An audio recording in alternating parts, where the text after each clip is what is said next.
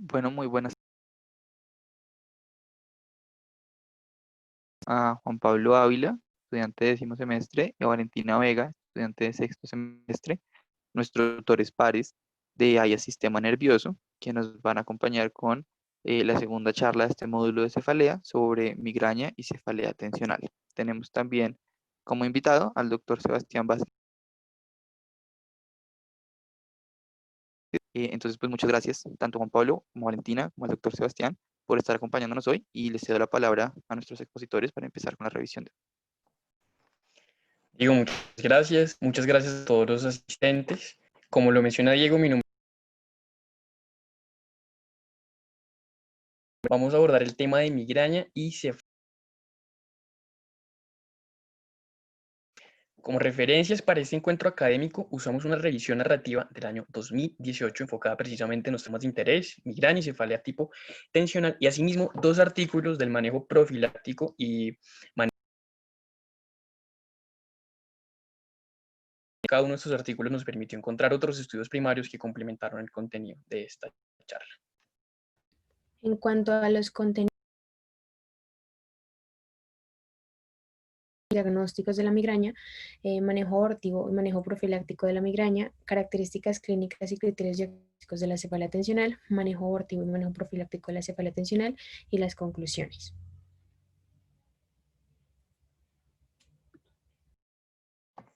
Sin más preámbulo, empecemos entonces con esta pregunta y es, ¿desde cuándo los seres humanos tenemos dolores de cabeza? Y la respuesta más correcta intuitivamente podría ser quizás desde siempre. Probablemente la cefalea sea inherente a la condición humana. Uno de los archivos históricos médicos más antiguos que tenemos, que es este papiro egipcio, que data más o menos del año 1200 antes de Cristo, relataba ya cómo muchos individuos sufrían de dolores que eran compatibles con lo que actualmente denominamos cefaleas tipo migraña con aura. Asimismo, hay bastantes reportes antropológicos, especialmente de la región de África, que evidencian que para estos dolores de cabeza se practicaban trepanaciones del cráneo. Asimismo, y de la misma cultura egipcia, hay un papiro que es el papiro de Ippur, y es un poema egipcio antiguo que por favor se lo quitaran. Y esto nos demuestra indudablemente que la cefalea es quizás una de las enfermedades más comunes desde el inicio de la historia de la humanidad. Si quieren leer más al respecto, está este artículo de nuestro profesor, el doctor Leonardo Palacios, sobre una breve historia de las clasificaciones de las cefaleas. Una pregunta importante podría ser, bueno, y en el contexto de todas estas enfermedades neurológicas que tanto nos gustan, ¿qué lugar de importancia deberíamos otorgarle a la cefalea?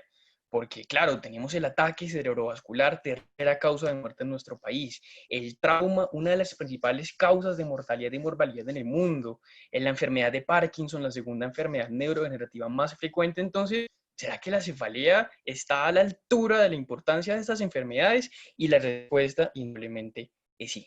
Pero este sí vamos a argumentarlo con datos. Sabemos entonces que la cefalea tiene una altísima prevalencia.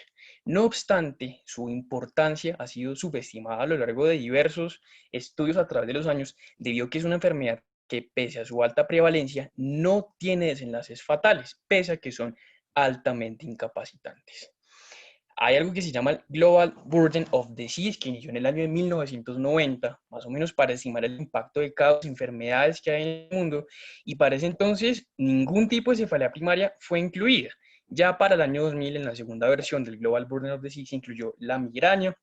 Para el año 2010 se incluyó la cefalea tipo tensional. Los datos de esta época evidenciaban que la cefalea está aproximadamente por ahí en el puesto 19 de las enfermedades más incapacitantes del mundo. Para el año 2013 se incluyó la cefalea asociada a medicamentos y en el año 2016 la cefalea primaria en general ocupó la tercera causa de discapacidad del mundo en menores de 50 años.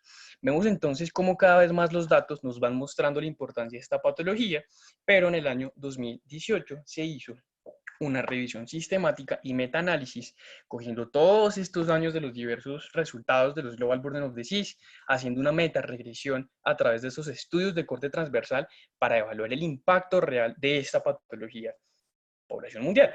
¿Y qué se concluye? Que más o menos 3 billones de individuos tuvieron cefalea tipo migraña o tipo tensional en el año 2016. De estos 3 billones, un poco más de la mitad era responsabilidad de la cefalea tensional, 1.89 billones. Y 1 billón más o menos era responsabilidad de la cefalea tipo migraña. Y esto nos deja una lección inicial, y es que la cefalea tensional es más frecuente que la cefalea tipo migraña. Sin embargo, cuando miramos los años de vida ajustados a discapacidad, evidenciamos que en sumatoria de todos estos individuos cuyos datos son tenidos en estos estudios, los años de vida ajustados por discapacidad debido a la migraña fueron de 45.1 millones ajustados a discapacidad. Es muy frecuente, absolutamente frecuente. De hecho, es la segunda enfermedad más frecuente en los seres humanos. La migraña, por mucho, tiene un impacto mayor en la calidad de vida, en la productividad y en la salud en general de los individuos del mundo. En nuestro contexto, en nuestro medio específicamente, vemos estos datos del Global Burden of Disease de Colombia. Vemos que la migraña tiene más o menos unos tipo tensional afectó más o menos unos 13 millones. No obstante, vemos que se evidencia el mismo patrón, y es que cuando hablamos de años de vida discapacitante.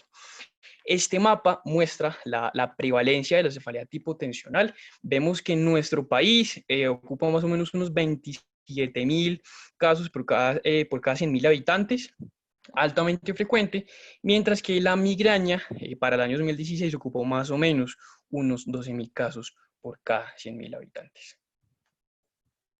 Bueno, muy buenas noches a todos. Entonces vamos a iniciar con la introducción respecto a estos cuadros clínicos. Tenemos que la cefalea es el motivo más frecuente de asistencia a consultas extrahospitalarias. Y pues tenemos, como ya mencionó mi compañero, respecto a que pues es más frecuente la cefalea tensional respecto a la migraña, y que estas dos son básicamente los cuadros más frecuentes de cefaleas primarias que vamos a entrar a tratar.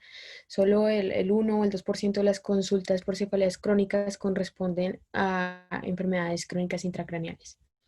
Tenemos que la migraña es un dolor de cabeza recurrente, a menudo incapacitante, con una fisiopatología neurovascular. Tenemos que es bastante frecuente, puede llegar a darse más que todo en las mujeres que en los hombres. Y está asociada a una discapacidad significativa, a pérdidas económicas en relación con el ausentismo y el presentismo, porque disminuye la capacidad laboral de las personas. También tiene bastantes obstáculos diagnósticos que vamos a abordar. Se da más que todo de la edad de 18 a 50 años, y pues ya como mencioné, está relacionado con una alteración en la productividad laboral y en las responsabilidades familiares. Por otro lado, la cefalea tensional, que es más frecuente que la ha sido menos estudiada tanto en su fisiopatología como en la epidemiología. También pues las mejores estimaciones sugieren que a un 40-50% de la población ha padecido de la misma. Sin embargo, debido a que es menos grave, es menos probable que se observe en entornos de atención médica y se asocia con menos discapacidad.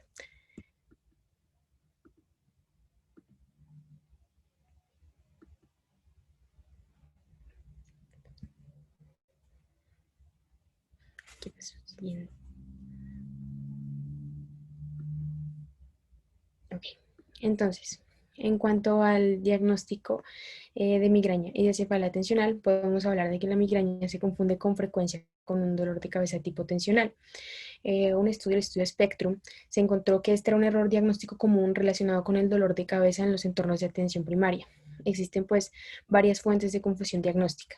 Acá tenemos los criterios. Entonces, migraña, tenemos que al menos tienen que ser 5 ataques con una duración de 4 a 72 horas que hayan sido básicamente pues que no tratados sin éxito, con algunas de las siguientes características, 2 de las siguientes, con una locación unilateral, una cualidad que sea pulsátil, que sea de moderado a severo, en cuanto a la intensidad del dolor, que sea grave, por como realizar ejercicios, como caminar o las escaleras, y que sus síntomas acompañantes estén relacionados con la náusea, vómito, fotofobia, fonofobia.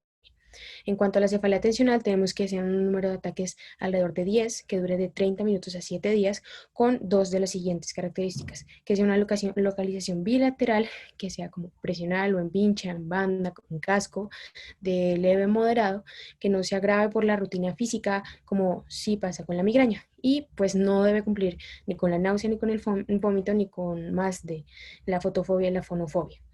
Entonces, pues lo que veníamos mencionando de que puede haber confusiones diagnósticas, debido a que básicamente puede haber dolor en el cuello y provocación por estrés en la migraña, que básicamente también se asocia con la cefalea tensional. Y también se debe como dolores de cabeza por alguna otra enfermedad, también tiene una fuerte relación en las mujeres con el ciclo menstrual. Y debido a que la migraña es común y con frecuencia se diagnostica erróneamente, es razonable equivocarse en el diagnóstico y pues básicamente aumenta la incapacidad y tiene bastantes señales de alerta que ya vamos a entrar a mirar. Podemos ver que la migraña episódica aumenta en su frecuencia y se vuelven crónicos con el tiempo, y esto es lo que nosotros tenemos que entrar a mirar y prevenir, que no se cronifique la migraña porque es bastante incapacitante y también se ha asociado pues con mayor comorbilidad. Continúa, por favor. Ok. Atrás. Listo. Entonces, vamos a tener en cuenta que la migraña y la cefalea tensional, como estos trastornos primarios, son diagnósticos clínicos, si no hay como un suero o una alteración en el líquido cefalorraquídeo, o pues más adelante sí podemos entrar a mirar algunas pruebas de imagen, pero rutinariamente es un diagnóstico netamente clínico. Se utilizan estas pruebas ya de imágenes para clínicos específicos, descartar causas secundarias. Entonces, en este recuadro que vemos aquí, vamos a tener algunas listas de señales de alerta que tenemos que entrar a mirar, que sea un dolor que empeore o el primer dolor así fuerte, que el paciente esté inmunocomprometido en un estado protrombótico, que tenga básicamente una edad menor a los 5 años o mayor a los 50 años, como los extremos, que sea un inicio abrupto, que sea un carácter que cambie, el dolor de cabeza progresivo y que empeore y no responda al tratamiento, además que pues tenga como empeore con la posición y que también empeore con la maniobra de Valsalva. En el examen podemos ver papiledema, alteraciones cognitivas, fiebre, rigidez nucal, déficit neurológicos focales, que están en relación pues con las banderas rojas. Este año salió el SNOOP 10, que nos ayuda, que es una memotecnia que nos ayuda bastante para clasificar este tipo de banderas rojas en cuanto a estas causas secundarias que podrían representar la cefalia.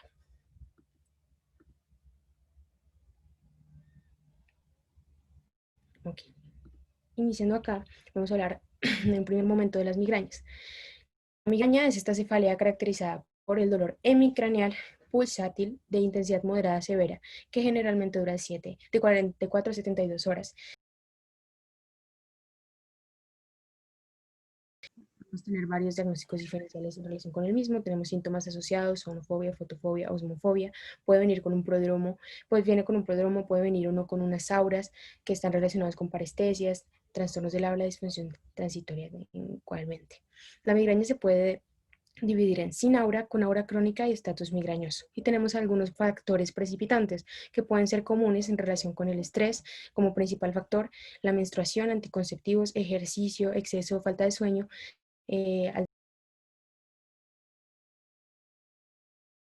y pues factores menos comunes que se ven allí ilustrados.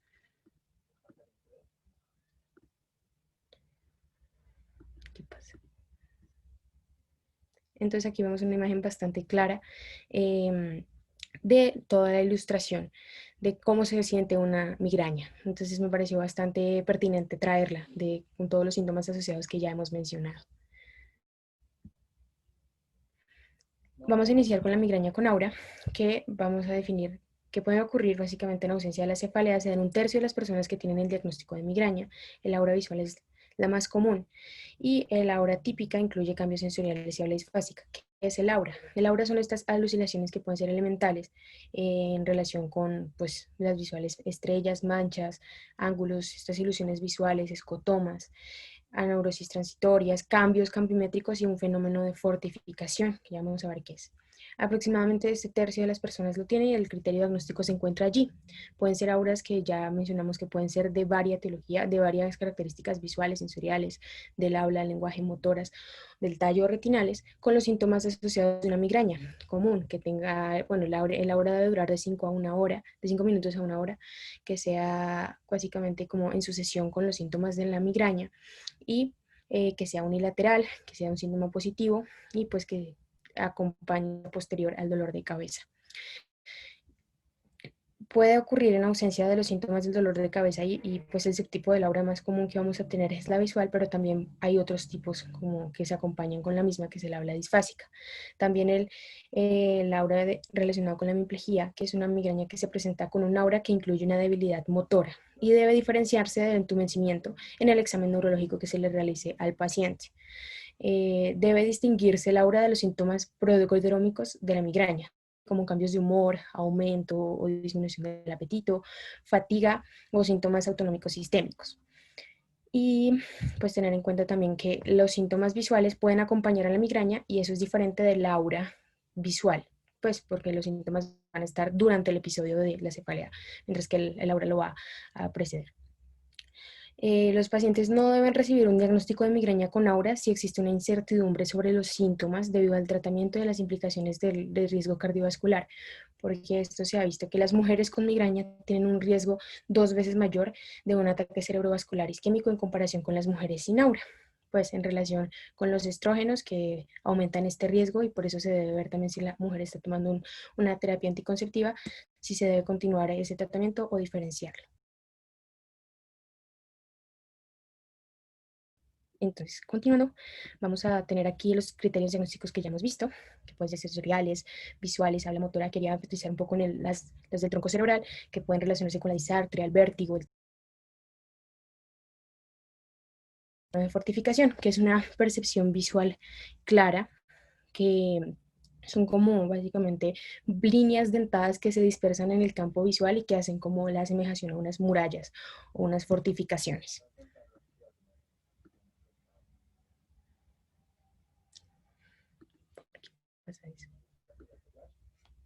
Listo. Migraña sin aura.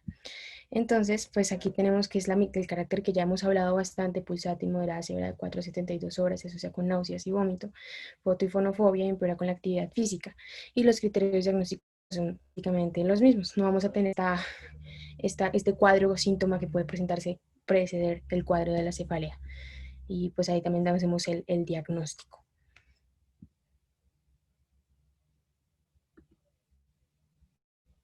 Listo.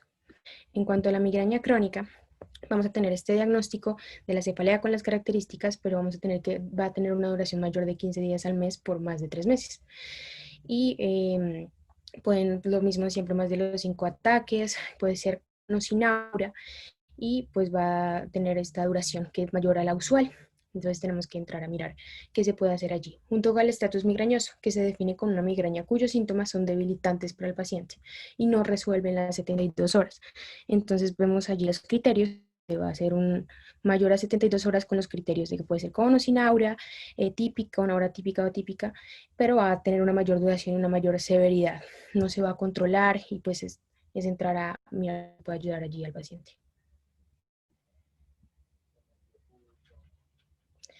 En cuanto al infarto migrañoso, que es algo extra que me pareció pertinente traerles, podría definirse como uno o más síntomas de la aura migrañosa no completamente reversibles en un plazo de días, asociado a una confirmación de infarto isquémico por técnicas de neuroimagen. Entonces estaríamos hablando de este infarto migrañoso. Es una complicación y la teoría más extendida considera importante el papel desempeñado por una depresión cortical propagada en el aura, en la que se produce un aumento escaso del flujo cerebral al inicio y posteriormente se sigue de una hipoperfusión bastante importante. Entonces van a aumentar las resistencias vasculares en la circulación intracraneal, se van a liberar sustancias vasoactivas como el óxido nítrico, envueltas en estos procesos inflamatorios que van a ampliar, como básicamente magnificar este fenómeno y pues nos va a generar síndromes de hiperpicosidad, alterar la coagulación, alteraciones plaquetarias y pueden ser unos posibles responsables de este infarto migrañoso. Ahí están los criterios, básicamente. que es más de 60 minutos y ya lo vamos a confirmar por neuroimagen.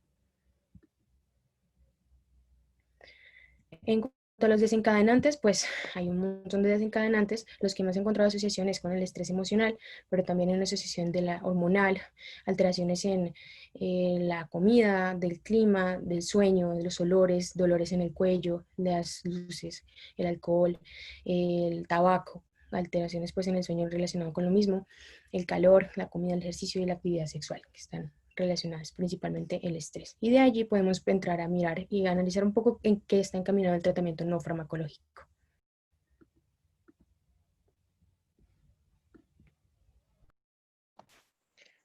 Cuando uno se enfrenta entonces a manejar estos pacientes, pues hay dos escenarios. El primer escenario es que el paciente esté teniendo un ataque de migraña y consulte urgencias y necesitemos precisamente abortar, dar un tratamiento abortivo para este paciente. Y en ese contexto, deben saber que un estudio del 2007 postuló que más o menos el 40% de los pacientes se siente insatisfecho con el manejo que se les da para el manejo, que si bien corresponde a un médico especialista, podemos manejar desde diferentes niveles de atención. Así que vale la pena que aprendamos cómo ofrecerle el mejor tratamiento basado en la mejor evidencia a nuestros pacientes. Adicionalmente, solo el 22% de los pacientes reciben medicación específica para migraña. Y como último punto, el mal manejo de estos pacientes precipita que estos ataques evolucionen de una migraña episódica a una migraña crónica. Entonces tenemos que aprender a definir, tenemos que aprender a tratar a estos pacientes. ¿Cuál es el mejor enfoque terapéutico para pacientes que consultan con ataques de migraña? Hay un estudio del año 2000 que comparó 3 estrategias que están ahí postuladas en orden. Entonces, miren la primera, se llama el Step Care Across Attacks. Y esta estrategia consistía en darle al paciente un analgésico, un medicamento a consideración del médico, mandarlo a la casa y si no funcionaba, pues se podía modificar o cambiar a otro medicamento. La segunda estrategia era el Step Care Within Attacks, que consistía en escalonar el tratamiento. Entonces, primero dar un analgésico común, de pronto después dar uno un poquito más fuerte, de pronto pasar ya a un medicamento específico para migraña.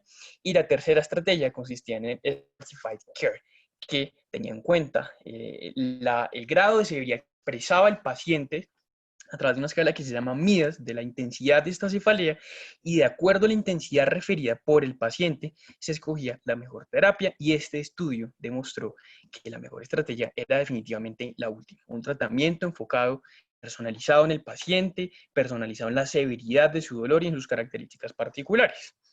¿Qué guías tenemos actualmente de la Sociedad Americana de Cefalea y de la Sociedad Canadiense de Cefalea? La de la canadiense es del año 2014 aproximadamente, la de la Sociedad Americana de Cefalea es del año 2015-2016.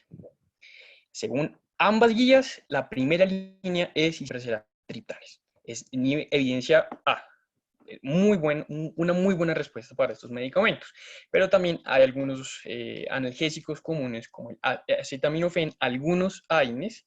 En cuanto a la dihidroergotamina intranasal, las guías americanas la recomiendan con cierto nivel de evidencia, las guías canadienses lo recomiendan no con muy buena evidencia, y el butorfanol, las guías de la americanas lo recomiendan y las guías canadienses no lo recomiendan. Entonces hay una revisión sistemática del año 2015 que dijo, listo, vamos a tomar estos triptanes, que son la primera línea, en todas las guías y a empezar a compararlos con las diferentes opciones que tenemos. Entonces, triptanes versus placebo, listo, a los triptanes les fue muy bien, una libertad de dolor a las 2 horas más o menos entre el 40 al 70%. Vamos a comparar los triptanes con los AINES, también les fue muy bien. Pero cuando comparaban triptanes versus combinaciones como triptanes y naproxeno, les fue mejor a los triptanes con naproxeno. Más o menos el 80% de los pacientes referían una limitación del dolor a las 2 horas. Por eso, una buena recomendación como primera línea podría ser, sí, los triptanes, pero usar combinación de sumatriptán y naproxeno 85 y 500 miligramos respectivamente. Estos son los analgésicos no específicos que las guías tanto americanas como canadienses recomiendan, y son la acetaminofén, la aspirina, el ibuprofeno, el naproxeno y el diclofenaco, con evidencia A de tratamiento. Y con evidencia B tenemos algunos medicamentos que podemos usar en la parenteral, especialmente antieméticos, como la metoclopramida. Finalmente, en evidencia C tenemos acetaminofén, pero ya no vía oral, sino vía intravenosa, clorpromacina, diclofenaco, entre otros. Estos son las recomendaciones de la guía canadiense que dejamos en la presentación para que ustedes revisen cuáles son las recomendaciones con mayor nivel de evidencia, cuáles son las dosis que ellos recomiendan y asimismo qué medicamentos no se recomienda usar. Y asimismo les dejamos las recomendaciones de la guía americana. En relación, continuando con este hilo del tratamiento de la migraña con el tratamiento no farmacológico y la gestión del estilo de vida, pues vamos a tener que en tratamientos no farmacológicos con evidencia de eficacia para la prevención de la migraña, tenemos por ejemplo la biorretroalimentación térmica o electromiográfica, el entrenamiento de relajación y terapia cognitivo-conductual. Algunos pacientes encuentran pues la relajación y la biorretroalimentación como unas prácticas que son bastante útiles y les ayudan a abordar un ataque temprano de migraña. El uso del estrés, como les mencioné, pues es uno de los principales desencadenantes de estos cuadros. Entonces, por ejemplo, en una terapia basada en la meditación, en la terapia cognitivo-conductual para la prevención de la migraña son áreas activas de investigación porque lo que se ha visto es que demuestran alguna utilidad.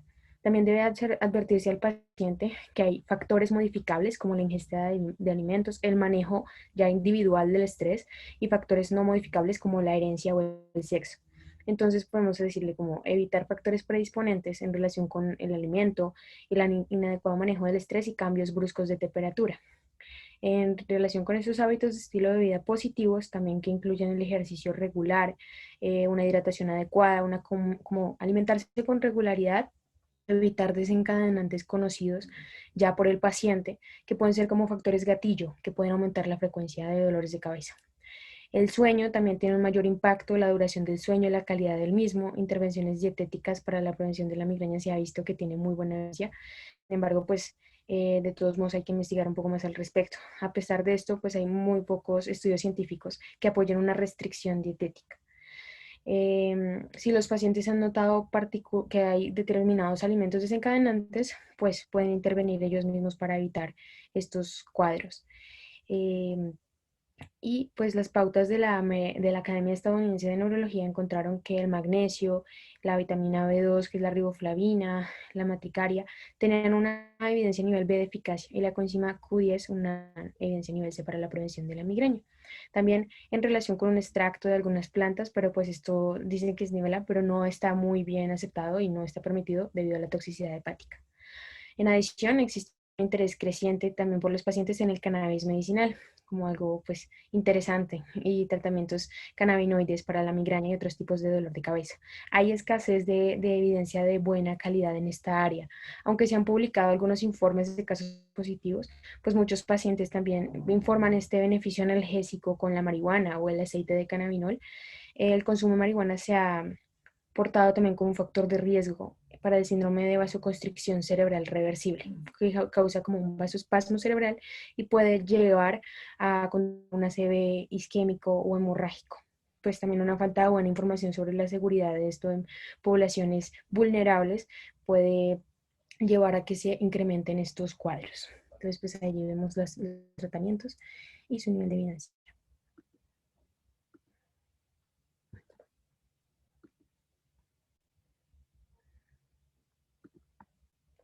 Listo.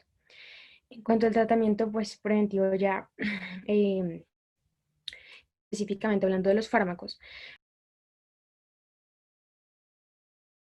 de cabeza de moderado intenso más de 4 veces al mes y hay un riesgo de un uso excesivo de medicamentos en estos ataques agudos. También una mala respuesta al tratamiento y hay situaciones en que los tratamientos agudos típicos están contraindicados o los dolores de cabeza son raros e inusualmente debilitantes o alarmantes, como dolores de cabeza con una aura bastante intensa y prolongada.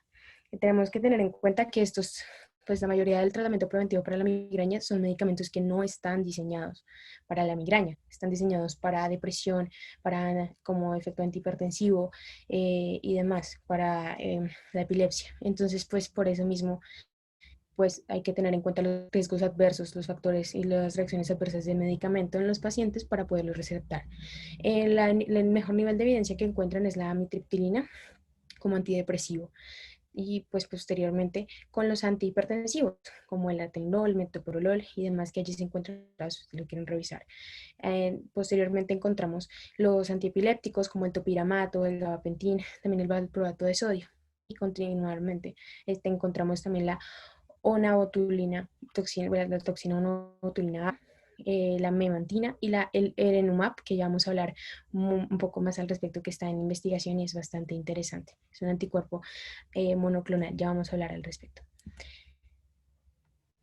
Hay que tener en cuenta también que estas terapias se eligen en base a la eficacia, al perfil de efectos secundarios y pues las comorbilidades del paciente. Van a ser efectivas al paciente, a sus circunstancias, a la duración, a la gravedad de cabeza. Lo que buscamos es disminuir básicamente el episodio de estos dolores de cabeza y la discapacidad general que genera la cefalea. Algunos pacientes pueden dudar en tomar el medicamento para un tratamiento, para una situación que voy a tomar un medicamento hoy, pero pues es ideal explicarles, hacer una buena comunicación con el paciente para promover la prevención, informarlos y decirles que no es una cura, ¿sí? No es una cura, simplemente vamos a disminuir la frecuencia de estos ataques para que el paciente lo obtenga y de esta manera podemos aumentar la adherencia. Se debe informar eh, todos los efectos secundarios, la susceptibilidad a estos efectos adversos y tener en cuenta pues que hay que evaluar constantemente y monitorizar las dosis del paciente y que el efecto como profiláctico se va a demostrar en unos 2 a 3 meses. Tener en cuenta las dosis, que lo ideal es como dar la dosis más baja y posteriormente ir aumentando si el paciente lo requiere. La mayoría de los tratamientos, como les dije, ya se desarrollaron originalmente para otras patologías. Y hay otras clases de tratamientos, neurotoxinas y anticuerpos monoclonales contra el péptido relacionado con el gen de la calcitonina o su receptor, que se evidencia en la literatura como la única clase de preventivos usados actualmente que son desarrollados específicamente para el tratamiento de la migraña. Este CGRP es un vasodilatador de amplia distribución que participa intrínsecamente en la fisiopatología de la migraña. Entonces, pues se ha visto que son bastante efectivos, pero también tienen un alto costo. Tienen menos efectos secundarios, pero se utiliza específicamente pues, en la migraña refractaria más que en cualquier tratamiento de primera línea. También hubo un acuerdo entre las guías que el valproato, el topiramato, el propanolol y el metoprolol tuvieron las mejores calificaciones, con la amitriptilina cerca pues de la parte superior de la lista como de primera línea para dar estos medicamentos, que son muy buenos. Sin embargo, pues aunque el valproato tiene una alta carga de efectos secundarios y no se puede utilizar en mujeres que pues están en su edad fértil en su potencial de procrear igualmente. Pues, además de estos tratamientos descritos, también tenemos relajantes musculares como ciclobenzaprina, la tizanidina y agentes comúnmente utilizados para otros trastornos del dolor como la duloxetina, la pregabalina y otros antidepresivos tricíclicos y hasta antihistamínicos, que pues por las sociedades neurológicas también se han elaborado directrices al respecto.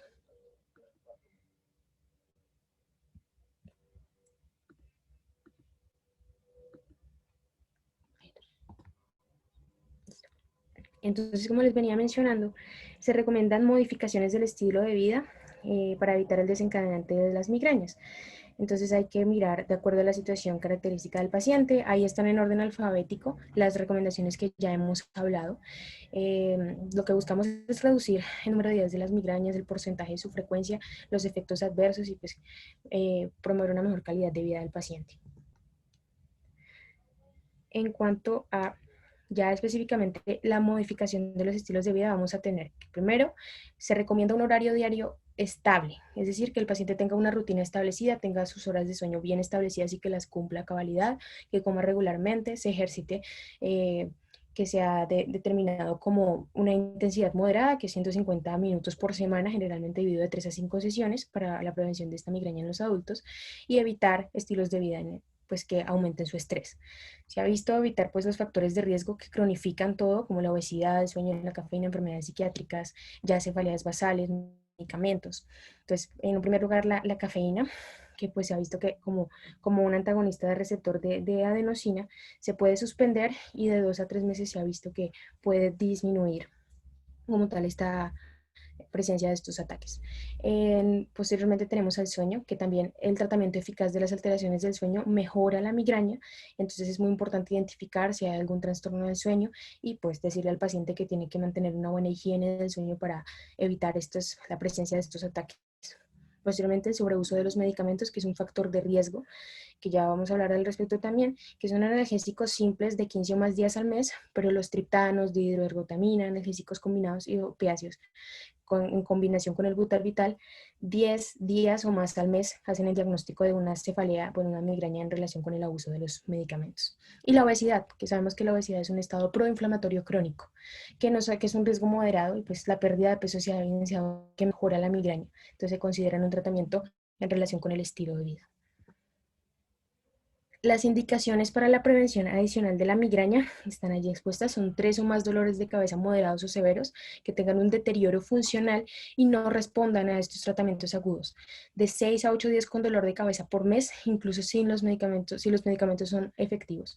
Contraindicaciones para tratamientos de migraña aguda, síntomas particularmente molestos en los ataques episódicos, como una migraña con aura del tronco encefálico o hemipléjico, y que tengan un impacto significativo en la vida del paciente, a pesar de que ya haya modificado su estilo de vida, haya evitado los factores como gatillo desencadenantes y tenga un tratamiento agudo. Y el riesgo de cefalea por el uso excesivo de medicamentos que ya les mencioné. En cuanto a estos tratamientos preventivos, se ha buscado investigar un poco más al respecto. La decisión de qué terapias preventivas recomendar, pues de acuerdo al nivel de evidencia que ya se ha ilustrado, la probabilidad de que el paciente la tolere, su perfil de seguridad del costo, comorbilidades que ya sabemos. Entonces, elegir un tratamiento que funcione. Si digamos yo estoy ya dando un tratamiento y no me funciona, elegir otro que actúe de manera diferente para que pues de todos modos se pueda abordar esta condición. Para la mayoría de los pacientes, la eficacia y los efectos secundarios son muy importantes y pues en lo que ellos van a sentir que puede afectar la adherencia y que puede afectar su satisfacción. He mencionado bastante los niveles de evidencia y las dosis de los medicamentos. Otros tratamientos que mencionamos en un inicio de esta parte de tratamiento no farmacológico es la neuroestimulación, que se han visto en varias modalidades, como neuroestimulación invasiva no invasiva, también la estimulación que está incluyendo la estimulación magnética transcraneal, del nervio supraorbitario transcutáneo, del ganglio esfenopalatino, estimulación nerviosa supraorbital y occipital, mediante unos estimuladores que van a estar implantados, también del nervio vago, mastoidea. Hay un montón de lugares y de modalidades de la estimulación para pues mejorar este cuadro clínico. También pues calórica en relación, que pues han estado autorizados por la FDA. Estos dispositivos se utilizan para la prevención, se necesitan estudios adicionales para ver si hay otras formas de neuroestimulación y podría desempeñar un papel limitado en aquellos pacientes con una migraña muy grave o refractaria, que pues, necesiten de otros medicamentos. En cuanto a la terapia comportamental, deben considerarse pues para todos los pacientes de manera significativa. Se debe prestar atención al paciente que prefiera esta terapia no farmacológica, si no tolera una terapia farmacológica, si responde bien o mal, si tiene contraindicaciones para un fármaco de primera línea en terapia farmacológica, los comportamientos del paciente, su estrés. Entonces hay varias modalidades, que relación, biorretroalimentación térmica, en relación con también puede encontrarse la electromiográfica y pues la terapia cognitivo-conductual, que mejora el tratamiento y los resultados. Y la terapia combinada, que es una terapia que nos ayuda a prevenir bastante bien la migraña. Hay datos limitados pues en el entorno clínico, pero se recomienda que una vez los medicamentos también actúen, se puede complementar con estas otras terapias, que nos puede ayudar básicamente a que el paciente pueda tener un mejor resultado y un tratamiento eficaz. Y terapias en proceso, en investigación, lo que les mencioné de anticuerpos monoclonales, del CG, el Erenumab, pues que se dirigen directamente contra este receptor, que están evidenciándose como su tolerabilidad, su seguridad en la migraña crónica, y otras terapias en relación con los con el polipéptido activador de adeninato ciclasa, receptores opioides kappa, el óxido nítrico sintasa, orexinas y glutamato. Y lo más importante, adherencia y persistencia de la terapia, porque las tasas de adherencia son bastante importantes. No hacemos nada ordenando el medicamento si el paciente tomar. Entonces, tener en cuenta efectos secundarios, una buena comunicación con el paciente, explicarle que pues se va a ver un resultado de 2 a 3 meses posteriormente, si se debe aumentar la dosis, si no, y continuar el tratamiento para que el paciente pueda tener un mejor estilo de vida y pues no verse tan afectado ni discapacitado. Y en relación con la migraña crónica o refractaria, tenemos que pueden existir múltiples comorbilidades que contribuyan a esta cronificación y discapacidad de la migraña en relación con hábitos de vida subóptimos. Entonces, no es necesario abordar las comorbilidades como parte del plan de tratamiento de la migraña, además de dirigirse solo al dolor y a los síntomas que la acompañan. Entonces, por ejemplo, agregar topiramato, que puede mitigar el aumento de peso por otros, respecto a otros tratamientos preventivos. Entonces ahí tenemos que aumente la frecuencia de estos episodios de cefalea, haya una poca respuesta al tratamiento agudo, un sobreuso de medicamentos, un exceso de uso de cafeína, obesidad, la apnea obstructiva del sueño, vida estresantes y pues alteraciones del ánimo. En relación con este caso clínico que quisimos traer para ilustrar un poco todo esto que acabamos de mencionar, tenemos una mujer de 35 años que se presentó para la evaluación y manejo de dolores de cabeza frecuentes. Ella informó haber tenido estas cefaleas hace aproximadamente 20 años. Inicialmente tenía 2 a 3 episodios por mes, durante los cuales experimentó cefaleas punzantes, unilaterales, de moderada a severa, asociado con sensibilidad a la luz, al sonido y náuseas. Por lo tanto, hacemos el diagnóstico de una migraña. Por lo general, para evitar la exacerbación de sus síntomas, se acostaba en la cama durante varias horas con cada ataque. Los ataques menos graves se trataron con un antiinflamatorio no esteroideo de venta libre, con acetaminofén y cafeína, mientras que los ataques más graves se trataron con un triptán. Entonces estamos tratando las primeras líneas que mencionó mi compañero de atención para la migraña. A lo largo de los años tuvo un lento aumento en la frecuencia de sus ataques. Dado que trataba todos los episodios con medicación, también aumentó la frecuencia y el uso de la medicación. En los últimos años notó que entre sus ataques completos tenía una cefalea constante de leve a moderada que respondía parcialmente a la píldora combinada de AINES con acetaminofén y cafeína. En el momento de presentación, pues informó haber tomado la píldora combinada varias veces al día y un triptán para los ataques complejos aproximadamente 10 días por mes. Esto nos llevaría a pensar básicamente, tenemos una paciente con una migraña crónica con abuso de medicamentos, ¿sí? Se le diagnostica la migraña crónica porque experimentó 10 o más días con dolor de cabeza cada mes, incluido al menos 8 días con los que tuvo ataques de migraña, y la paciente también cumplía con criterios de uso excesivo de triptanos y de analgésicos combinados, para los cuales se usaba 10 o más días al mes. Entonces es probable que este uso frecuente de medicamentos haya provocado el dolor de cabeza excesivo. Entonces tenemos en cuenta el cuadro en general. Por lo general, el paciente con uso excesivo de medicamentos se cambia los medicamentos usados en exceso a una terapia aguda, que es una clase de medicamento diferente, y se le indica que el límite del uso para el nuevo medicamento es de 2 a 3 días por semana.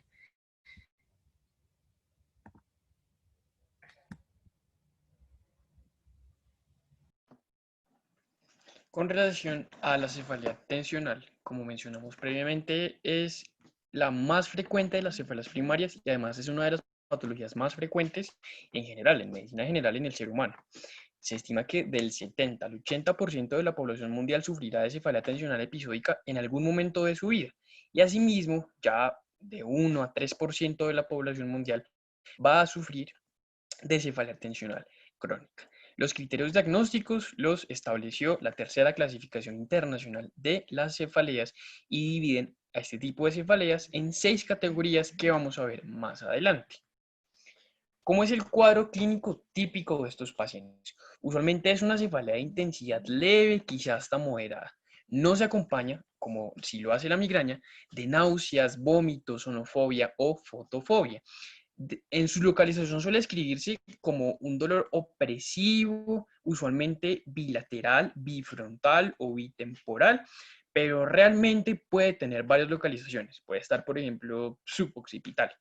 No empeora con actividad física o esfuerzo, no provoca molestias gastrointestinales como sí lo hace la migraña, asimismo no provoca auras, tiene una duración que varía entre 30 minutos a 7 días y puede ser de forma espontánea sin necesidad de consumo de analgésicos.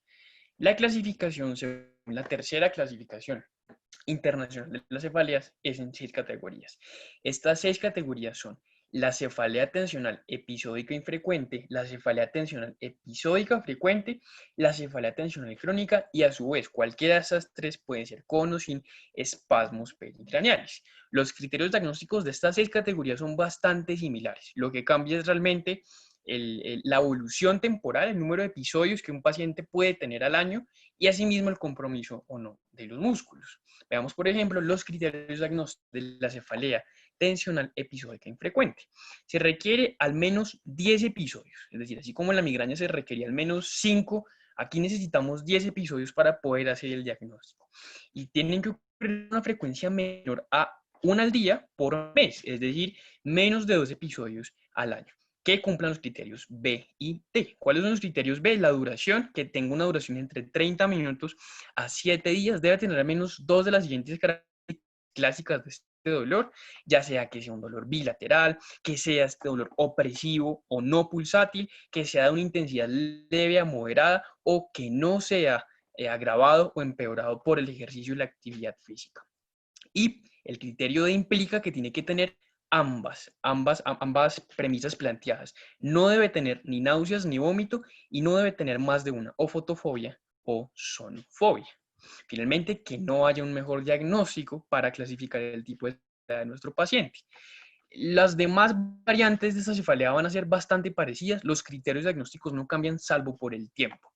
Entonces, en vez de menos de 12 episodios al año, en la cefalea episódica frecuente van a ser más o menos entre 12 a 180 episodios al año, es decir, 1 a 14 días por mes de dolor de cabeza. Los demás criterios permanecen iguales y la cefalea tensional crónica tiene que tener más de 180 días al año, es decir, más de 15 días por mes en un periodo mayor a 3 meses. Una vez nosotros hacemos el diagnóstico teniendo en cuenta estos criterios, vamos a hacer de la misma forma que hicimos en la migraña la discriminación entre el tratamiento agudo del paciente agudo que le duele la cabeza y quiere calmar ese dolor y el tratamiento profiláctico, el paciente a quien le queremos disminuir la intensidad de la frecuencia de sus ataques. En el tratamiento agudo, curiosamente, no hay guías de la Sociedad Americana de Cefalea ni de la Sociedad Canadiense para tratamiento agudo de cefalea tensional. Las guías actuales son de la Federación de Sociedades Neurológicas Europeas y el nivel de evidencia de medicamentos que ellos plantean son el acetaminofén, la aspirina, el ibuprofeno, el naproxeno, el ketoprofeno y el diclofenaco. Y en nivel B de evidencia, ellos proponen cafeína en preparaciones con AINES. Si son mejores los AINES o el acetaminofén, o cuál de los AINES son mejores, eso vamos a revisarlo en la siguiente diapositiva. En esta le dejo las dosis recomendadas por la guía de la Federación de Sociedades Neurológicas Europeas. Y en cuanto a qué es mejor en el tratamiento agudo, hay una revisión sistemática del año 2010, que más o menos de esa fecha son las guías, que tuvo en cuenta 41 ensayos clínicos y comparó acetaminofén y AINES versus placebo, mostrando que había un resultado, una diferencia estadísticamente significativa. O sea, sí vale la pena que a nuestro paciente con cefalea tensional le demos un medicamento, ya sea acetaminofén o AINES. Compararon los AINES versus el acetaminofén y los AINES mostraron una mejor libertad de dolor de cabeza a las 2 horas, y cuando compararon AINES con AINES no había diferencia, pero el ibuprofeno tenía menos efectos adversos. Entonces ese es más o menos el arsenal con el que contamos para tratar a estos pacientes en fase aguda. Sin embargo, un par de años después salió otra revisión sistemática con metaanálisis que tuvo en cuenta pocos ensayos clínicos, en esta oportunidad 6, y comparó bajas dosis de AINES versus acetaminofén, mostrando pues una buena diferencia, estadísticamente significativa, altas dosis de AINES versus acetaminofén sin una diferencia estadísticamente significativa y además con más efectos adversos, pero cuando compararon AINES y acetaminofén versus placebo, pues ahí fue que ocurrió el resultado controversial, y es que no había una diferencia estadísticamente significativa entre tratar al paciente o no tratarlo, teniendo como desenlace la libertad del dolor a las 2 horas. Entonces, la revisión narrativa que revisamos para esta presentación plantea el siguiente esquema. Démosle inicialmente a AINES porque parece que son los que mejor evidencia tienen. No es efectivo el tratamiento, cambiémoselo a otro de estos medicamentos. No es efectivo, podemos cambiar la dosis de administración o podemos empezar a usar combinaciones de analgésicos. Por ejemplo, lo que mencionábamos ahorita de por ejemplo, una combinación con cafeína. Si no es efectivo, podemos añadirle un analgésico y si no es efectivo, podemos asociarlo a medicamentos tranquilizadores o relajantes musculares. Sobre el tratamiento profiláctico, vale la pena tener en cuenta que la fisiopatología de la cefalea tensional, pese a que es una de las enfermedades más comunes de todo el mundo, no es muy bien entendida. Incluso desde hace unos 2 o 3 años fue que se empezaron a proponer estudios con resultados interesantes, planteando que la cefalea tensional aparentemente tiene dos mecanismos. Tiene mecanismos péricos asociados a contracturas musculares que comprimen ramas de C1 y C2 y asimismo parece haber mecanismos centrales relacionados con vías GABAérgicas que modulan y alteran el umbral del dolor. Aparentemente, los pacientes con cefalea tensional episódica suelen tener más mecanismos periféricos, mientras que los pacientes con cefalea tensional crónica suelen tener más mecanismos centrales. En ese orden de ideas, que a estos pacientes crónicos, que disminuir la frecuencia y la intensidad de los ataques. Y las mismas guías europeas plantean que la primera línea es amitriptilina, un antidepresivo tricíclico, 30 a 75 miligramos, como segunda línea. En tercera línea, estos otros medicamentos con un poco menos de evidencia. Esta revisión sistemática versus los inhibidores selectivos de la recaptación de serotonina. ¿A quién le fue mejor? A los antidepresivos tricíclicos. Sigue siendo la primera línea, aún bajo la luz de la evidencia actual. Compararon los antidepresivos tricíclicos versus el placebo, lo mismo, muy buenos resultados. Los antidepresivos tricíclicos versus la buspirona, muy buenos resultados, pero a largo plazo, cuando contrataron los antidepresivos, compararon los antidepresivos tricíclicos versus otras medidas, como por ejemplo fisioterapia o psicoterapia con terapia cognitivo-conductual, no hubo una diferencia estadísticamente significativa. Entonces, ese es un resultado bien interesante. Como caso clínico, imagínense ustedes que consulta un paciente masculino de 26 años. Llega a consulta externa de medicina general, nuestra consulta, por un cuadro clínico de 6 meses de evolución consistente en cefalea sin otros síntomas asociados. El paciente refiere aproximadamente 14 episodios de cefalea al mes durante los últimos 6 meses, o sea, unos 40 y tantos episodios en un año. Y escribe que la cefalea es opresiva, suboccipital, de intensidad 4 de 10 en escala análoga visual. No hay fotofobia, no hay sonofobia, no hay náuseas o vómitos asociados a los episodios. El examen neurológico no tiene ni una sola alteración. Entonces, podemos considerar que este es un paciente que tiene una cefalea episódica frecuente, que tiene un impacto importante pues, en su calidad de vida, por lo cual vale la pena iniciarle manejo profiláctico, por ejemplo, con amitriptilina, 75 miligramos. Y ya para concluir, pues quería mostrarles como estos mensajes, como para llevarse a casa, en cuanto a estos dos tipos de cefalea. Migraña, pues vamos a tener ya el diagnóstico, se hace con una cefalea unilateral, moderada severa, de 4 a 72 horas, que se puede acompañar con o sin fotofonofobia, náuseas y vómitos. Puede venir con aura o sin aura, ser episódica, crónica, de estatus migrañoso o infarto migrañoso, que es un cuadro aparte, que debe ser considerado en su diagnóstico con neuroimagen, tener en cuenta el tratamiento farmacológico que ya vimos con las AINES de primera línea, pueden ser AINES combinados y pueden en relación luego a los triptanes y de ahí determinar qué se va a proceder después de acuerdo al paciente en tratamiento nuevo farmacológico, en la modificación del estilo de vida, las terapias con neuroestimulación, terapia cognitivo-conductual, tener en cuenta la adherencia del paciente y una buena evidencia para la terapia combinada.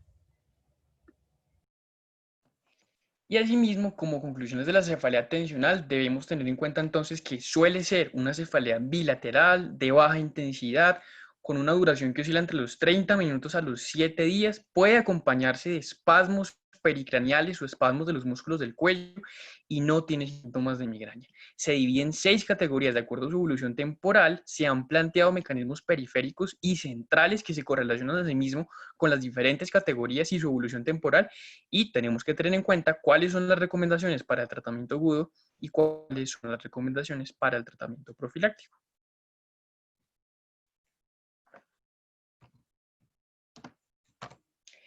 Eso es todo por esta noche. Muchísimas gracias por su atención. Bueno, Juanpa, Valentino, muchas gracias por tu revisión. Quisiera saber si el doctor Sebastián Vázquez tiene algún comentario, si nos quiere reforzar algún concepto de la charla. Efectivamente, pues es un tema bastante extenso, es un tema con muchos detalles, es tratar de abordar todo de la manera más completa posible. Cada cosa pues tiene su ramificación, pero el enfoque me pareció que estuvo muy bueno en la medida en la que fue como dirigido hacia la consulta externa. Digamos que respecto a todo esto, algo que solamente pues es de nomenclatura, pero que es importante mencionar, es que ahora el concepto es de cefalea tipo tensión más que cefalea tensional. Eso viene desde hace unos pocos años, en el cual pues se hace una traducción directa del tension type headache y se pone o se manifiesta como cefalea tipo tensión más que cefalea tensional, pero pues son cosas nomás de nomenclatura. Es bien importante que las cefaleas primarias son las más frecuentes en general, así que la probabilidad de que ustedes se encuentren tanto en un servicio de urgencias como en un servicio ambulatorio de consulta externa, una cefalea secundaria es poco probable, la verdad. Así que pues por ese lado vamos ganando. De las cefaleas primarias, pues depende del contexto, la epidemiología es muy cambiante, pero en el servicio de urgencias la cefalea tipo migraña es la más frecuente y en la consulta externa la cefalea tipo tensión, al parecer pensaban que es más frecuente, pero hay algunos pacientes que son diagnosticados incluso con otras entidades y realmente tienen es migraña. Es bien importante que hagan la distinción en los criterios diagnósticos entre la migraña aura y sin aura. Todo lo que ya había explicado Valentina. Me pareció muy interesante que incluyeras, Valentina, la parte de las complicaciones de la migraña en cuanto al estatus migrañoso y al infarto migrañoso. Hay otras dos, y el estatus migrañoso y el infarto migrañoso sí, hay otras dos complicaciones, que es el aura persistente sin migraña y la crisis provocada por migraña. Entonces, estas cosas son bien importantes. Sobre el infarto migrañoso, realmente pues, es poco frecuente. La verdad, no he visto el primero en la práctica clínica, pero sí está bien documentado y bien descrito. Es característico el infarto de localización de circulación posterior. Son infartos que pueden comprometer directamente o completamente el territorio de la cerebral posterior y a veces tener lesiones múltiples de pequeño tamaño, de pequeño diámetro. Siempre hay que descartar un infarto migrañoso en el contexto de una aura persistente, definida como una aura que dure más de 60 minutos, porque pues como ustedes vieron que ya les explicó Valentina, el aura clásica debe durar de 5 a 60 minutos. Entonces, si el aura dura más de 60 minutos, se debe descartar la presencia de un infarto.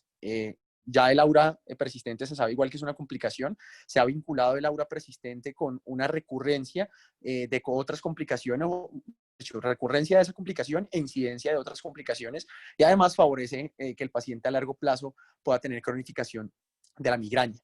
Además, pues el aura persistente, como les dije, es la alarma para la detección del infarto migrañoso, que en este caso pues, se identificaría con resonancia, entonces es bien importante que lo tengan en cuenta.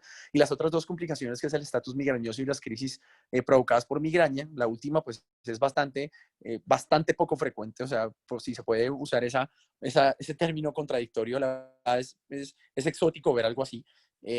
Crisis provocada por migraña, pero el estatus migrañoso sí es bastante frecuente.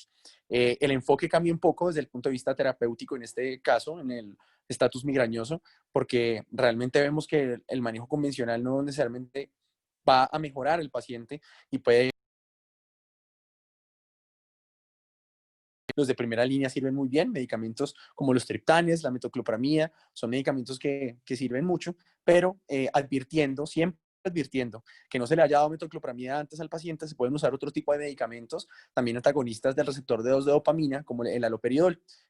Hay series grandes de clínicas de cefalea que utilizan el haloperidol endovenoso y las tasas de mejoría y disminución del dolor del 50% en los pacientes son sensacionales, son espectaculares. Entonces, es algo que también tiene que tenerse en cuenta. En el contexto del estatus migrañoso, es muy útil el manejo con esteroides. No vi que lo mencionaran porque la verdad pues no era el enfoque de la charla y por eso se los menciono ahorita, porque todo lo que mencionaron estuvo muy bien, pero los esteroides son un manejo bastante interesante, especialmente en el contexto de estatus migrañoso y en algunos casos de cefalea o de migraña intensa, porque disminuye la recurrencia del dolor. Es decir, los esteroides no cumplen acá un papel analgésico, sino cumplen un papel en disminuir la recurrencia del dolor. Se deja dosis altas. De hecho, las dosis que están documentadas en la literatura oscilan entre 10 y 25 miligramos. Lo que uno hace en la clínica es administrar 2 ampollas, porque cada ampolla viene de 4 miligramos, que se pueda como controlar esa aparición del dolor de cabeza de rebote, que eso también es muy importante. Desde el punto de vista del manejo agudo, pues creo que ya quedó bastante claro. Los que estuvieron en la charla pasada se dieron cuenta que alcanzamos a tener una conversación con el doctor Palacios sobre los beneficios de dejar manejo con cristaloides, que realmente vemos que hoy en día, pues no mucho. Ese famoso mito que dicen en los servicios de urgencias de échele agua, no, las cosas se hacen con evidencia o no se hacen, o las personas que tienen realmente experiencia y que pueden contar con base en su experiencia las cosas, ya es un asunto diferente, pero todo lo demás se debe hacer con evidencia porque eso es lo que nos soporta a nosotros el mejor resultado para los pacientes. Bueno, un poco más abordando la parte del tratamiento profiláctico, es crucial el tratamiento profiláctico en los pacientes.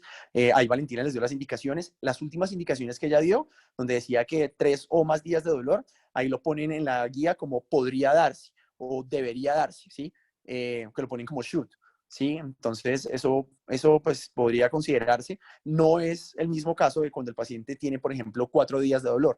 Ya cuando tiene 4 días de dolor, uno lo que hace es literalmente motivar al paciente, eso es lo que dice la guía, motivar al paciente a que, pues, se beneficia o mostrarle que se beneficia de la medicación, que eso es algo también que es bastante importante. Los manejos profilácticos se deben escoger de manera individualizada.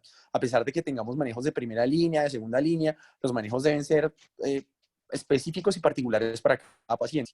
Unos tips que si ustedes quieren, pues los podemos compartir en algún otro momento o me escriben al correo. Pero hay algunas cosas que uno debe identificar en particular. Les doy un ejemplo. Si ustedes tienen un paciente que tiene un trastorno del sueño, amitriptilina sería un medicamento ideal, porque amitriptilina induce sedación, favorece la conciliación del sueño y podría ayudar al paciente, ¿cierto? Si desde el punto de vista emocional vemos que el paciente tiene algún trastorno del ánimo, si tiene diagnóstico de trastorno depresivo mayor, alguna sintomatología asociada, los antidepresivos tricíclicos nos podrían servir muy bien, algunos de la captación de serotonina y noradrenalina nos podrían servir también mucho. La venlafaxina, ustedes se dieron cuenta, tanto para migraña como para cefalea tipo tensión, así como es el caso de los antidepresivos tricíclicos, pues que sirven para los 2 tipos de dolores de cabeza, son muy útiles en el caso en el que los pacientes presenten ambos fenotipos, que eso es bastante frecuente en la clínica. No se imaginan cómo es de frecuente eso. Importante tener en cuenta con topiramato, porque topiramato no es que lo vendan, sino que es así. Es un medicamento excelente, tiene un control en la prevención y como esquema profiláctico espectacular. Obviamente tiene algunos efectos adversos que les voy a mencionar, que quiero que tengan muy en cuenta. Uno de esos es la disminución de peso, que como bien lo mencionó Valentina, es algo que nosotros aprovechamos en la clínica, porque también como bien lo mencionó Valentina en su momento, pues la obesidad no solo es un factor de riesgo, sino se ha vinculado como una causa directa por ese estado proinflamatorio y esos cambios hemodinámicos que puede generar, incluso cambios a nivel de las terminaciones nerviosas meningias. Hay otras cosas que también se han vinculado a la obesidad, como alteraciones en la presión intracraneal, que pues a veces se han correlacionado con la hipertensión endocraneal idiopática. Bueno, eso es otro asunto diferente, pero es algo bastante interesante. Así que el manejo de la obesidad es clave. Pero el problema del topiramato es que además de causar nefrolitiasis, miopía aguda, glaucoma de ángulo estrecho, puede ayudar o puede favorecer la aparición de trastornos de atención, puede inducir quejas subjetivas del paciente desde el punto de vista cognitivo, y lo que sí está claramente documentado y objetivizado es la presencia de anomia. Los pacientes se quejan mucho de anomia. También ya lo mencionaron en la charla muy bien, que los esquemas se dejan de 2 a 3 meses, pero los pacientes pueden durar con ese esquema mucho más tiempo, por supuesto, pueden durar 6 meses, un año, y se ha visto que dependiendo del tiempo y muchas veces dependiendo de la dosis, los pacientes desarrollan anomia. Así que eso tengan mucho cuidado porque es muy frecuente en la clínica que los pacientes llegan a la consulta y uno los encuentra con anomia. Entonces eso es también bien importante. El topiramato es usado en general para la población femenina, pues precisamente porque se logra la reducción de peso y todo esto, pero tengan en cuenta que el topiramato hace interacción con el 90% de los anticonceptivos orales. Así que tener mucho cuidado también cuando se hace el ofrecimiento del topiramato. Actualmente los manejos profilácticos, porque inducen sedación, si yo por ejemplo uso ácido valproico, amitriptilina o topiramato como hace sedación, usualmente se dan en la noche, ¿sí? Pero tengan en cuenta dos cosas. Uno, que no todos los medicamentos hacen sedación, hay unos medicamentos que hacen insomnio, ese es el ejemplo del propranolol. No den propranolol en la noche porque el electrocardiograma para descartar bloqueos, así sea un bloqueo de primer grado, ¿de acuerdo? Eso es algo bastante importante. Sobre la mitriptilina, también muy bien lo estaban explicando. Juan Pablo mencionó la importancia del manejo con antidepresivos tricíclicos como profilaxis en cefalea y hipotensión.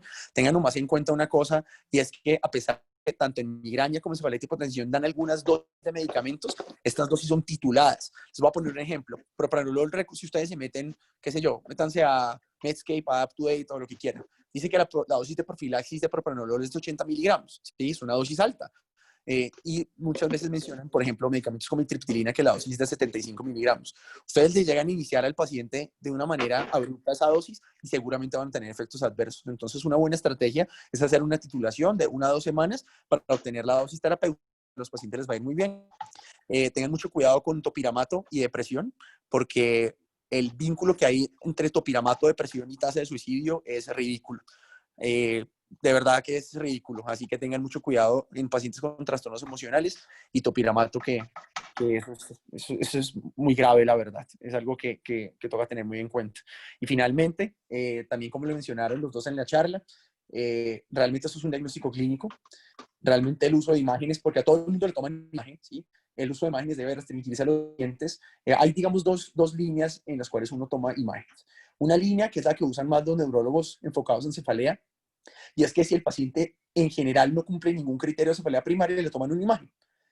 La otra línea, que también ambos abordajes están perfectos y están avalados por la literatura, es que si el paciente tiene banderas rojas, o como lo habían mencionado también ustedes, el famoso artículo del SNUP 10, que habla tanto de banderas rojas como de banderas naranja, pues podría considerarse la imagen. Entonces depende de la experticia de la persona que lo esté evaluando, pues es muy útil eso. En caso de que alguno tenga dudas, pues me cuenta, pero creo que la gran mayoría se saben los criterios o las banderas rojas de cefalea, sino pues están esas herramientas, SNUP 4, SNUP 5, SNUP 6 y pues vamos en SNUP 10.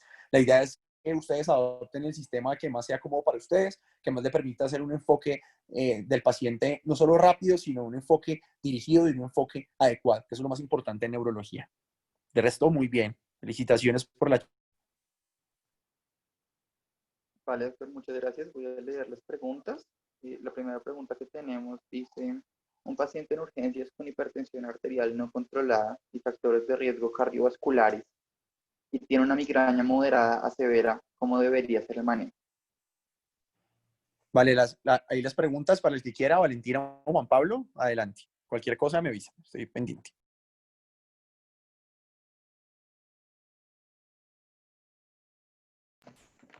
No, Doc, hágale usted. Bueno, vale, listo, no hay problema. Bueno, respecto a la comorbilidad del paciente, digamos que el manejo no cambia. No sé, digamos, yo pienso que la pregunta va dirigida es a si hay alguna estrategia farmacológica en especial que se va a tener en cuenta en el paciente que tiene hipertensión arterial. Digamos que cuando el paciente tiene la elevación de las cifras tensionales, siempre hay que descartar que sea efectivamente por el dolor o que sea por otra razón, ¿sí? Pero el esquema terapéutico en general no cambia. Hay que advertir una cosa, es que como habíamos hablado la vez pasada, nosotros tenemos aún un medicamento en Colombia que en otras partes del mundo no se usa, que es la dipirona. Recuerden que la dipirona causa hipotensión. Entonces es bien importante porque ahora sí, como que le metemos la parte de fisiología vascular. Acuérdense que la curva de autorregulación cerebral está desplazada hacia la derecha en pacientes con hipertensión arterial. Eso quiere decir que cualquier alteración desde el punto de vista hemodinámico que se induzca al paciente, especialmente con hipertensión arterial, como literalmente un descenso súbito de las cifras tensionales, pues puede producir isquemia cerebral, isquemia coronaria, en fin. Entonces, pues eso es algo que se tiene que tener en cuenta.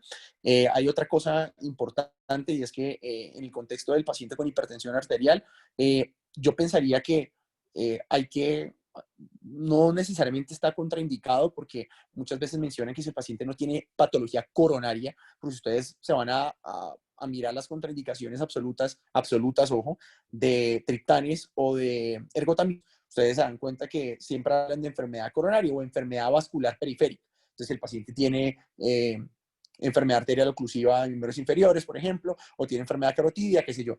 Ahí lo ponen como contraindicación. Pero yo sí pensaría que es mejor optar como por otro tipo de terapias y evitar los triptanes en estos pacientes. Es más, yo pensaría que en general en un paciente mayor de 65 años, en general hay que tener en cuenta los triptanes y los ergotamínicos porque pueden inducir vasoespasmo coronario espontáneo, no necesariamente por el antecedente, sino como para que tengan en cuenta esa parte. No se describe que la edad sea un factor de riesgo, pero sí se ha visto que los pacientes que tienen o que reciben manejo con antagonistas dopaminérgicos o con antagonistas de receptores de 2 de dopamina y que son adultos mayores, tienen la misma o incluso un poco mayor riesgo que los pacientes jóvenes de hacer síntomas extrapiramidales. Acuérdense que eso es algo muy frecuente, que también lo mencionamos la vez pasada, y el manejo con ese tipo de medicamentos puede inducir desde acaticia, que es esa sensación de persistencia. Pensaría que entonces en esa población con comorbilidades o en esa población anciana es mejor utilizar medicamentos que no incluyan a los ergotamínicos, a los triptanes y con mucha precaución los antagonistas del receptor de 2 de dopamina. No sé si eso resuelva su pregunta. De hecho, creo que ahí respondió más de una pregunta, doctor. Entonces, porque también teníamos otra hipertensión. Voy a pasar a una pregunta como un poquito más general que dice, ¿los AINES pueden tener algún efecto en el sistema nervioso central? Uy, eso está muy general. Un efecto adverso, un efecto benéfico, un efecto patológico, un efecto, no entiendo, no entiendo. ¿Cuál es la pregunta? No sé si la persona que la formuló nos quisiera aclarar. Esta me la envió, yo le digo, esta me la envió Yo, Santiago Mantilla. sí, sí, sí. Es que el problema, pues no me entiendes, el problema no, sino más bien la duda surge que yo había visto que la prostaglandina E2 tenía algo que ver con las vías moduladoras del dolor de glicerina, si no estoy mal. Entonces quería saber si podrían aclarar eso. O sea, no sé si es una confusión mía o si los AINES, además de, digamos, atacar el efecto de la sopa inflamatoria, podrían también tener un efecto modulador o, por así decirlo, ayudante con la hiperalgesia o la alodinia. Es una pregunta muy buena la que usted hace, Santiago. Ahora sí ya entiendo. Santiago es su nombre, ¿cierto? Sí, señor. Ahora sí ya entiendo su pregunta. Lo que usted ha visto es sobre glicina. Hay ciertas, como ciertas regiones cerebrales que utilizan la glicina, ¿sí? Y la glicina es precursor y cofactor de ciertas reacciones enzimáticas, ¿sí? Por ejemplo, hay una enzima que se llama la GAT, ¿sí?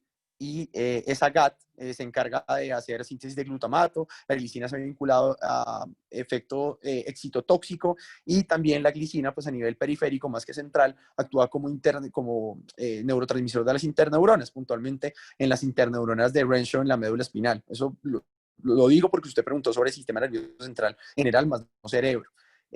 Sobre alodinia e hiperalgesia, la hiperalgesia y la alodina se han vinculado a fenómenos de sensibilización periférica en sensibilización central.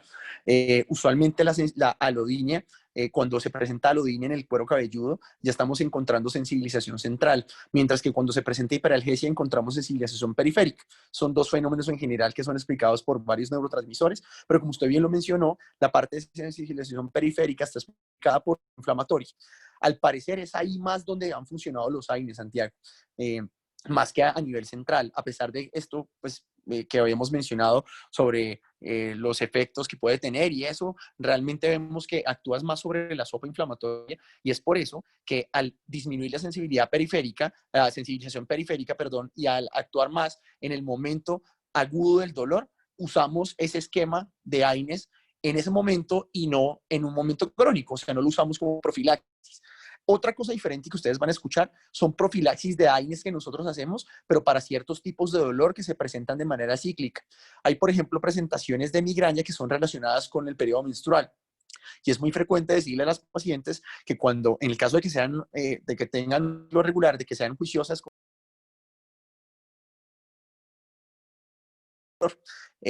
usted no me lo preguntó, pero hay algo importante sobre AINES y sistema nervioso central, y es el riesgo que hay de meningitis aséptica. Y el que más produce meningitis aséptica es el ibuprofeno.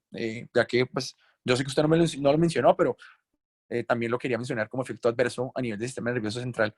No sé si haya quedado claro o si quiere preguntarme otra cosa más. No, muchas gracias, doctor. Queda claro como un cristal. Gracias.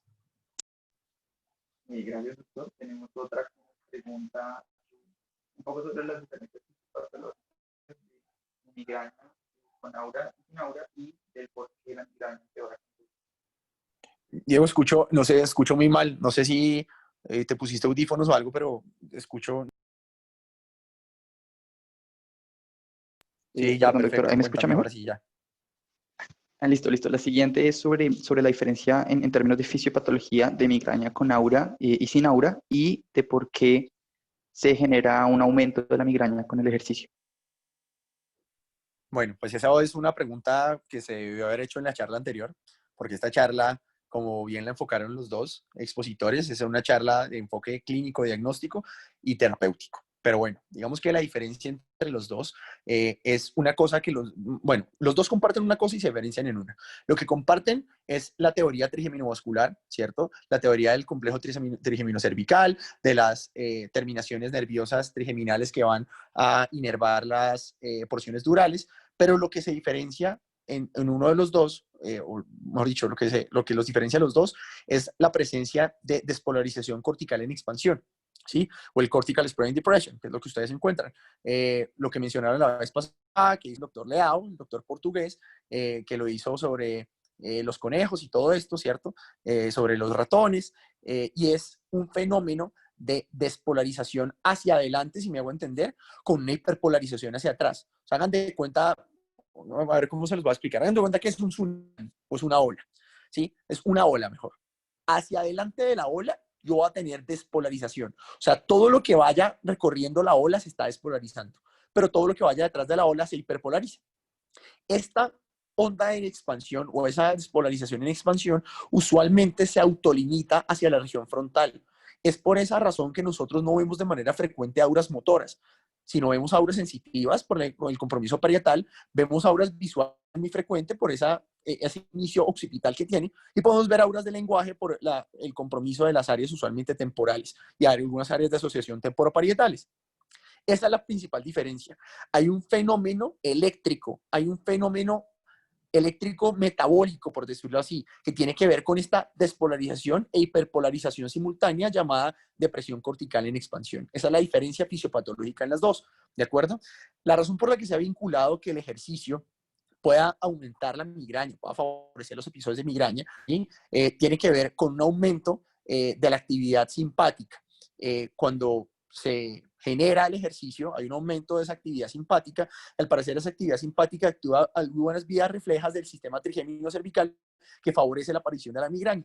Hay una teoría menos documentada que esa, y es que con el ejercicio hay vasodilatación cerebral. Al haber vasodilatación cerebral, hay distensión o distensibilidad de las fibras nerviosas que van a inervar, valga la redundancia, esos vasos sanguíneos y esas terminaciones durales. Y eso también puede producir el dolor. Esas son la fisiopatología relacionada con las cosas.